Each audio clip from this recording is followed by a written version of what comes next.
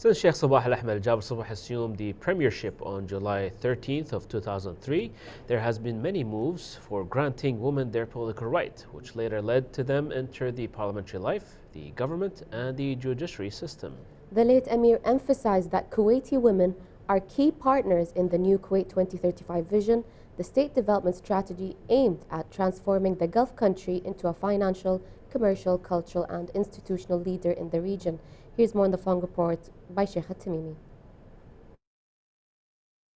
His Highness the late Emir Sheikh Sabah Al Jabr Sabah continuously provided an unlimited support to Kuwaiti women that enabled them to have a leading role on the Gulf level and create many achievements in their society.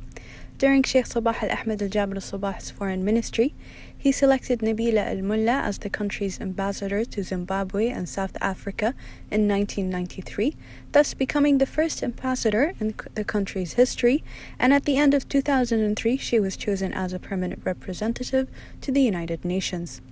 With Sheikh Sabah Al Jabr Sabah assuming the premiership on July 13, 2003, talks began again about granting women their political rights and translating the initiative put forward by the late Emir, Sheikh Jabr Al Jabr Sabah, regarding their rights. The late Emir worked to make room for Kuwaiti women and enable them to engage in political work, as the first Kuwaiti woman took over the ministry in his government in 2005. On May 16, 2005, during a marathon session, the National Assembly approved the proposal of the law submitted by the government to amend the text of Article 1 of the election law to allow women to exercise their right to run and to be elected, with a majority of 35 votes, 23 MPs opposing and 1 member abstaining. During the session, and one from the inside of Abdullah Salim Hall, the Prime Minister at the time, the late Emir Sheikh Sabah Al-Ahmed, gave a speech after resolving the matter in which he thanked everyone who supported or opposed the amendment, considering this a democracy. He also congratulated Kuwaiti women on obtaining their political rights, which came with an Emiri desire and approved by the Council, wishing that they could contribute in the building and elevation of Kuwait. After this session, and during his response to a question about the possibility of the government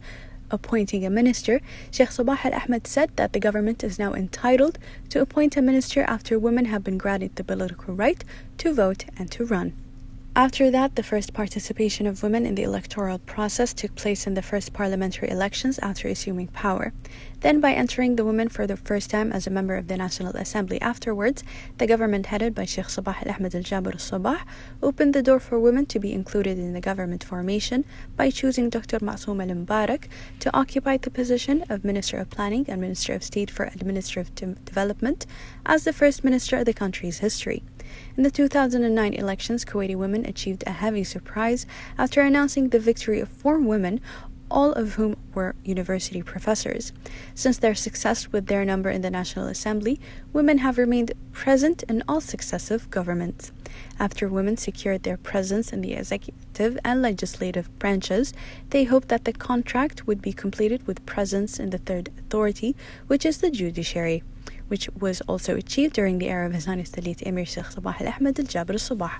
This began in 2014 with the issuance of a decision by the Minister of Justice to appoint 20 female deputies. The public prosecutor was among these appointed at the time, opening the way for women to gain access to justice, which was actually achieved at the end of last June when the country's Attorney General, Councillor Dirar Al-Asousi, announced that 8 of them had been promoted to work as judges in the event that is the first of its kind in the country's history.